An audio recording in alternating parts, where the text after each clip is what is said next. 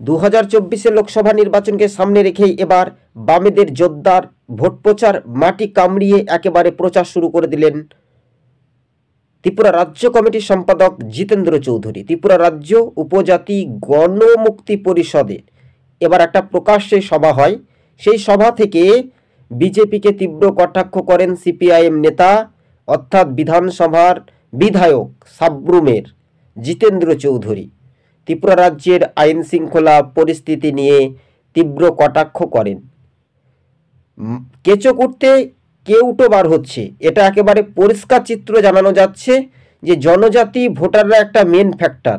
সেই জনজাতির এলাকার বিধায়ক যদি মনে করেন তাদের ভোটের শতাংশটা বাড়িয়ে বিজেপিকে হারানোর একটা টার্গেট, তাহলে আমরা বিধানসভা নির্বাচনের নিরিখে দেখেছিলাম যে বিরোধী ভোট ভাগ বসিয়ে বিজেপি ক্ষমতায় এসেছিল খুব অল্প ভোটের ব্যবধানে। কিন্তু এবার গণদেবতাদের রায় স্পষ্ট, ভোট হতে মাত্র 70 দিন টাইম রয়েছে। তাই উত্তর পূর্বে রাজ্যের ত্রিপুরার লোকসভার দুটি কেন্দ্রে বামেদের জোরদার ভোট প্রচারে অন্যতম। রাজ্য রাজনীতির মধ্যে দিয়ে ত্রিপুরা রাজ্যের আইন শৃঙ্খলা পরিস্থিতি নিয়ে ডক্টর মানিক সাহাকে তীব্র কটাক্ষ করেন প্রাক্তন মুখ্যমন্ত্রী মানিক সরকার।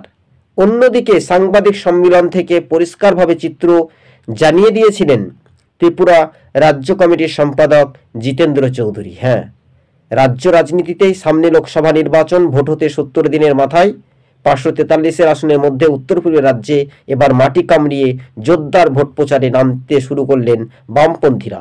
বামেদের এক সময় স্লোগান ছিল সেই সাব্রুম থেকে চুড়াইবাড়ি, সাব্রুমের বিধায়ক জিতেন্দ্র চৌধুরী।